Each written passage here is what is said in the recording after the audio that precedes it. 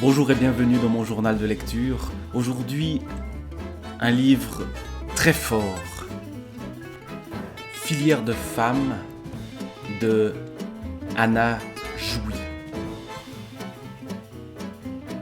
Filière de femmes, l'histoire d'une filière ou d'une lignée de femmes, les ancêtres de l'auteur, une auteure ou une autrice. Je pense que ici le mot autrice est plus adéquat. Une autrice qui vient de tout près de chez moi. Des histoires qui se passent là aussi, par chez nous, comme on dit. Des histoires pourtant restées dans l'ombre et dont beaucoup auraient sans doute préféré qu'elles continuent de rester dans l'ombre. L'histoire des femmes d'ici, l'histoire de ces femmes qui sont invisibilisées et qui sont martyrisées, qui sont des femmes sous l'emprise des hommes. Et donc cette filière de femmes, cette entrée d'une femme dans la vie de ses ancêtres va retracer les moments forts des destins de ces femmes, parfois va les recréer, les imaginer, parce que les traces des femmes de cette époque-là, époque récente, ces traces sont généralement très très faibles, tant les femmes, jusqu'à il y a peu, ne comptaient absolument pas. Donc on est tout près d'ici, tout près de Fribourg, le nom de la ville est évoqué une fois. Et au début, il y a la description de la maison. Et je dois dire qu'en lisant la description de cette maison, il y a des détails qui me frappent parce que j'y reconnais ces maisons de chez nous. Ces maisons qui, par certains petits éléments, remuent des choses qui viennent de l'enfance. Les marches du perron en granit taillé sortent d'un terrassement de ciment, portant dès le printemps des bacs de géranium ou de pétunia parce que Calibite s'y arrête parfois, sur le banc, toujours là, repeint à chaque nouvelle année. Typiquement là, Calibite c'est le grand-père assis sur le banc. Je pense à mon grand-père assis sur le banc devant sa maison, qui n'est plus à lui d'ailleurs. Mon grand-père n'est plus de ce monde et la maison a été vendue, comme c'est la maison qui est décrite ici, mais je vois encore mon grand-père dans le village où je suis ici en ce moment, assis sur son banc, et je vois encore ma grand-mère, celle de l'autre village, repeindre le banc chaque année. En effet, c'était le rituel d'avant-printemps. Ces rondins de bois qu'il a rabotés et polis marquent mes cuisses de gamine. Tout près, devant la porte, un paillasson de caoutchouc cousu avec du fil de fer, et puis ce décrotoir de métal pour râper les semelles boueuses des souliers, des tas de terre, de la poussière, du débris. On ne trouve plus ce genre d'outils fixés dans le sol pour se débarrasser des bourbes du jardin. Ça me plaisait ces bâtons de glaise tombés, une empreinte gravée qui bavait sous mes pas. Parfois, des feuilles mortes ajoutaient une part de lumière à mon recel. L'enfance. Cette entrée massive, Elle a une fenêtre, elle aussi, un guichet protégé par un fer forgé. Cette porte de bois ouvragé n'est en fait qu'une formalité ou un coupe-froid. Personne n'attend jamais qu'on vienne lui ouvrir. On frappe fort contre le vitrage et on entre. Qui que l'on soit, une cloche de fer est suspendue à une bonne hauteur. Elle donne l'alerte. Ma demeure a une ombre juste au milieu, un corridor où savatent d'anciennes souffrances. De vieux cancers menés en solitaire avec des potions d'amertume à prendre matin et soir et des baromètres fiévreux. Je suis dans le couloir, l'unique passage traversant de la bâtisse, séparant l'atelier de la partie réservée au ménage. Les bâtisses d'ici sont fendues ainsi de toute la longueur d'un mur mitoyen et anti-incendie. Là encore, c'est vraiment... Je pense à la maison où j'ai passé mon enfance. Ce n'est évidemment pas la même, mais en même temps, c'est exactement le même type de maison. Cette maison d'ailleurs qui est en train d'être refaite actuellement et qui m'occupe beaucoup actuellement dans ce que j'essaye moi-même d'écrire. C'est les feuilles qui sont là derrière. Tiens, le corridor, il y est d'ailleurs. Un peu plus loin. Et puis ces deux ouvertures sur la gauche. La première pour l'accès à la cave. Un endroit inquiétant, avec une planche vissée sur des gonds qui forment le trou à mi-hauteur. Le noir d'en bas déborde. Des marches d'escalier mal dimensionnées. C'est étrange parce que là je pense aussi aux escaliers de l'autre maison, celle de mes grands-parents, celle où mon grand-père était assis sur le banc, il y avait des escaliers. Aux marches effectivement inégales ou mal dimensionnées. Une inclinaison raide et dangereuse pour se rendre dans les soubassements. Je fais très attention. C'est frais. Le sol est en terre. Il y a même des creux par-ci par-là pratiqués par des rongeurs ou des poules aventurières.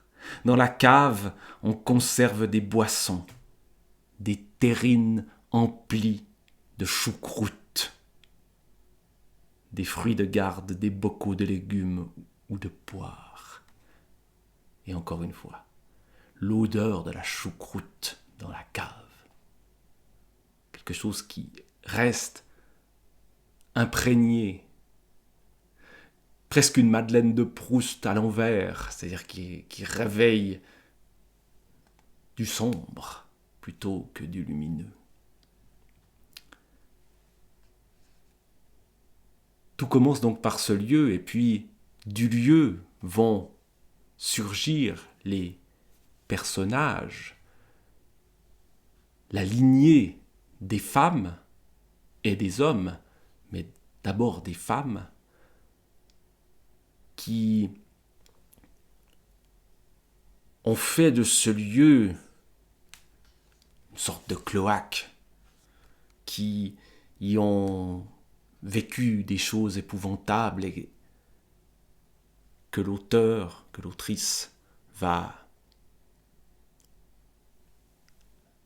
prendre et montrer alors que ça ne se fait pas de montrer ce qui fait vergogne. Le mot reviendra. Par la suite, c'est aussi un de ces mots que j'entends dans la bouche de ma grand-mère.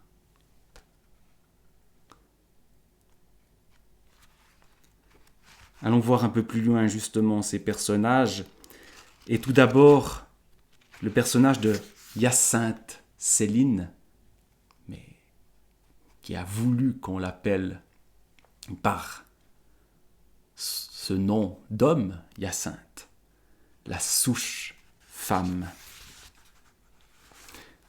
C'est la plus ancienne des femmes évoquées dans ce livre-là, et bien sûr des femmes de jadis, on ne sait rien, ou presque rien, il ne reste que des images peut-être, une photo peut-être, des souvenirs flottants. Et quand il ne reste rien, voilà ce qu'on peut faire. Alors, j'imagine que c'est moi, parce que c'est assurément moi, une part, un grain de beauté ou de colère qui se poursuit de là-bas jusqu'ici où je suis. Je me l'approprie. Je sais qu'elle est là, glissante, fuyante et râpeuse dans ma chair, à moi. Ce sont mes tresses, mes cheveux emmêlés de nœuds poisseux, mon regard.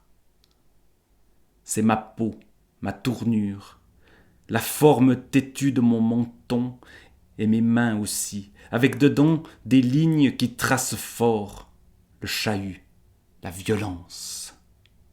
C'est moi quand je sais crier, rager, montrer les dents comme un chien, tout pareil en suivant les traces de la honte. C'est moi quand je sais me défendre, envoyer à terre les frères trop ardents, quand je minaude pour vendre mes paniers, pour ramasser les couteaux à aiguiser, quand je chante en regardant le feu.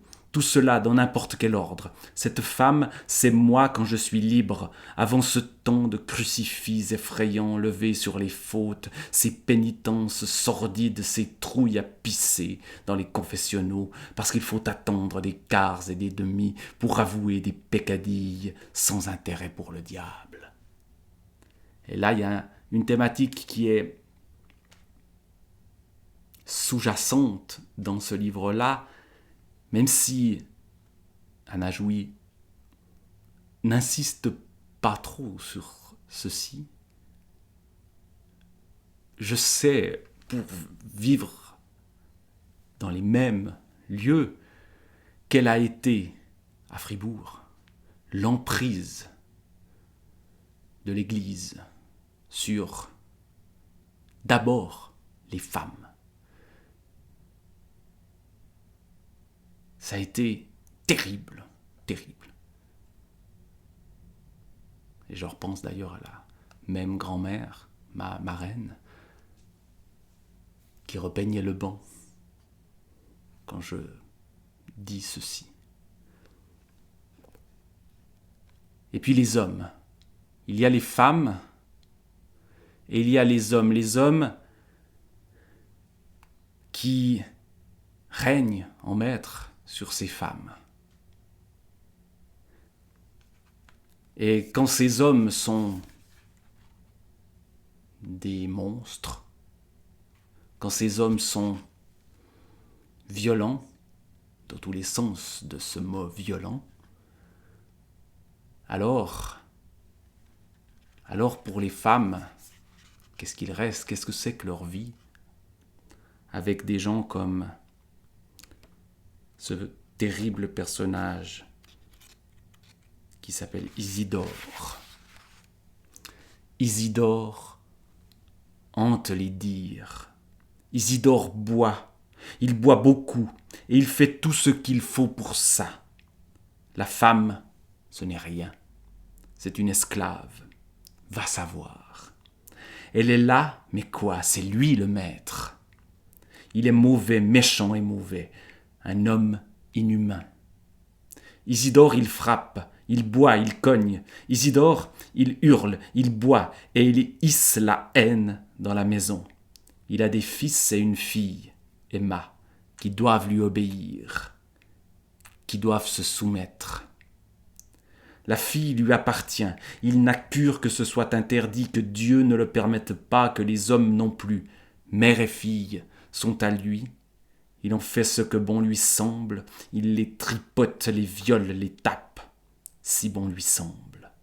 Et les fils pareils. Maria Agathe pense que c'est normal, son épouse. C'est comme ça. Elle n'a pas le sentiment de la révolte. Il ne lui vient pas des idées de meurtre. Elle se tait. Mauvais sort ordinaire. Car Maria Agathe reste. Elle vit blessée. bête parmi ces bestiaux d'enfants. C'est ce que je me dis, moi, du haut de mon temps, du haut de ce que je crois savoir, et qui me va bien parce que c'est ce qui me revient de l'histoire. Je viens de cette soue.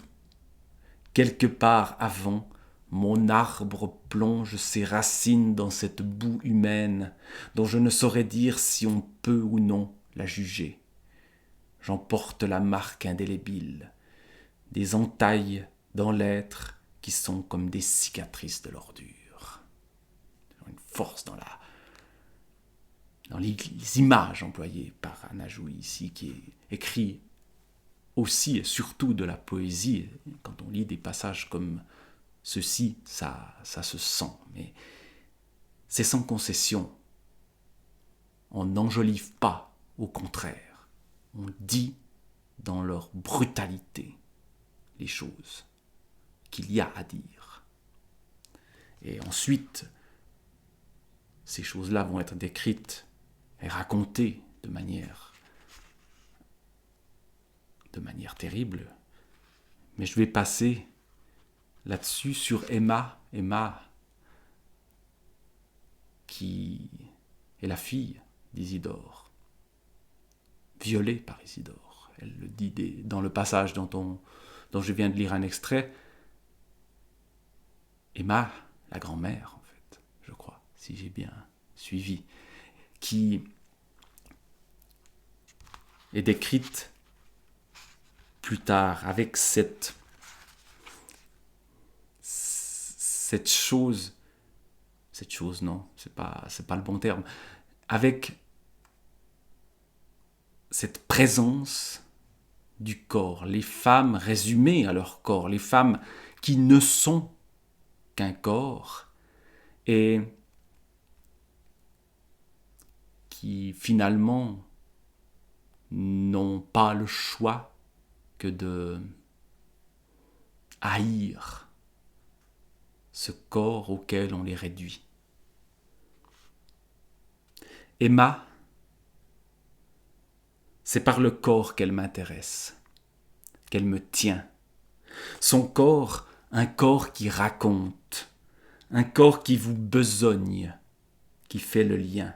Celui d'Emma crie la vieillesse des femmes d'un autre temps, de ces femmes d'un autre monde aussi, celui d'un 19e siècle qui n'en finissait pas de mourir.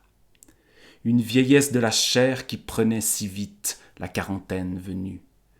Un corps de femme qui n'a jamais su ou voulu séduire, un corps devenu une armure épaisse, infranchissable, dans lequel l'âme se tient émaciée, incognito.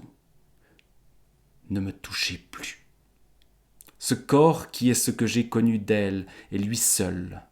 Une chair devenue lourde avec l'âge, avec des os fragiles qui peinent à soutenir la masse.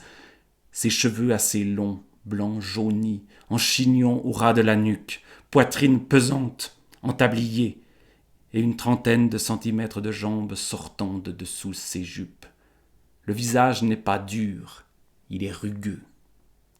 Bajou basané, bouche triste, la paupière inférieure d'un de ses yeux, béante et rougie par une conjonctivite permanente, ce corps lapidé par les efforts, le travail incessant, les fatigues irrésolues, ce corps qui balance en marchant sous les douleurs des hanches, ce corps qui n'a reçu ni soin, ni reconnaissance, ce corps outil, tellement qu'elle ne peut l'identifier elle-même.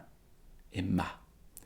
Une chair qui l'a conduite, enfant, à la plus terrible des fractures, et qu'elle a ensuite fait payer de toute son énergie en l'envoyant aux travaux forcés. Ces femmes qui ont usé leur corps au travail, là aussi, les femmes de ma lignée, mes ancêtres ont été de ces femmes-là, peut-être n'ont-elles pas vécu des choses aussi épouvantables que celles de cette filière ou de cette lignée-là. Mais le travail qui use le corps, ça oui, elles l'ont vécu. Elles l'ont vécu de manière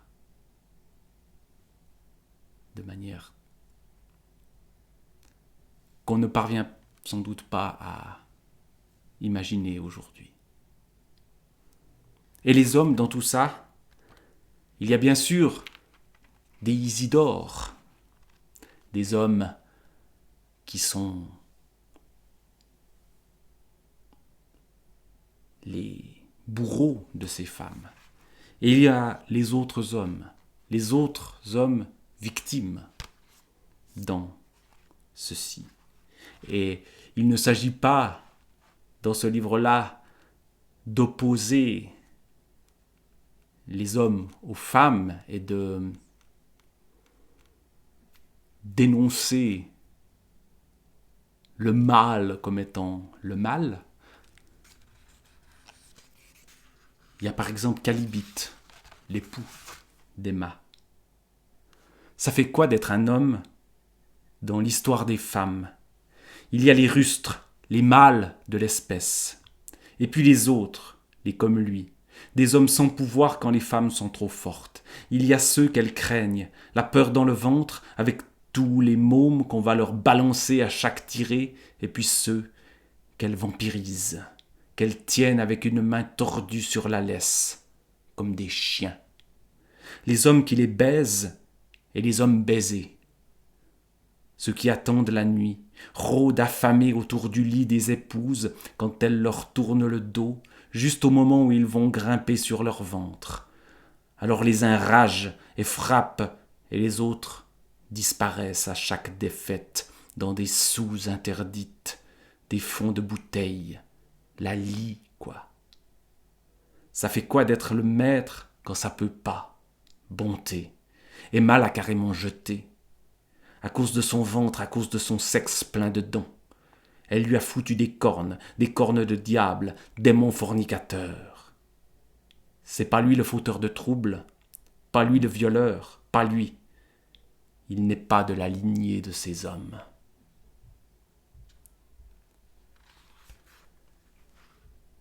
Et pourtant, elle va le tromper. Et puis, encore un dernier passage, cette fois de Marguerite, la mère, la fille d'Emma. Non, je ne suis pas certain. Non, c'est pas la fille d'Emma, c'est la belle-fille, plutôt, qui nous renvoie à un élément important qui est le sang et qui nous renvoie aussi à cette mainmise du pouvoir, non seulement masculin, mais du pouvoir religieux sur les femmes en ce temps-là. Et sur leur corps, la mainmise des hommes et de l'Église sur le corps des femmes. Voilà le cœur de ce que ce livre dit. Marguerite est emplie de croyances qu'elle veut à tout prix transmettre, par nécessité, par conviction profonde, par les voies du sang, le lien du sang, celui qu'elle a cessé de perdre pour que je vive et qui est dans mes veines. Et puis encore ce sang qu'elle verse chaque mois, se rassurant de ne pas être enceinte ou espérant que ça cesse enfin, qu'elle n'en soit plus là. Une épouse fruiteuse, au bon gré de la lune, cette ligature du sang entre nous, celui qui me vient soudain, coulant le long de mes cuisses, et que je crois mourir, ce sang qui est la hantise de ma mère, me voilà dans ses pas, une femme qui saigne. De mois en mois, c'est le retour de l'humeur sale, honteuse. Elle a appris comme ça, on le lui a dit et répété. Alors moi aussi je suis sale, dans le monde des vergognes. Voilà, ce mot vergogne que j'entends dans la voix de ma grand-mère, cette Marguerite, elle me fait aussi penser à ma grand-mère et à ce dégoût du corps qu'on impose aux femmes. On impose, et quand je dis on, c'est le pouvoir religieux, c'est vraiment ceci, c'est l'Église catholique qui a fait un mal épouvantable dans le canton de Fribourg. Ces gens-là ont été terribles avec les femmes. C'est sans doute d'ailleurs pour ça, d'abord, que je ne fréquente plus les églises. Femme, tu ne seras pas heureuse de l'être. Tu seras cet être avili qui saigne et se cache de tout ce qu'il y a à transmettre. D'abord, ce dégoût de soi-même, comme un devoir communautaire. Marguerite est triste de me savoir femme. Elle n'en parle pas, elle détourne la tête quand elle devine. Personne ne doit sentir, comprendre. Alors pendant quelques jours, je rentre en moi-même. Je ne m'existe plus. Je me garde des contacts, je me transforme en novice, longeant les dédales d'utérus, tandis que ma mère impose le silence asexué du cloître. Le rouge flamboyant de nos ventres n'est pas un bijou, il est blessure de l'esprit. Ma mère, la vivante, qui aurait dû couler comme le plus juteux des fruits, croit à l'indécence de son corps. Les femelles origines du mal, c'est son devoir de croyante. Et toujours se confesser d'aimer aimer.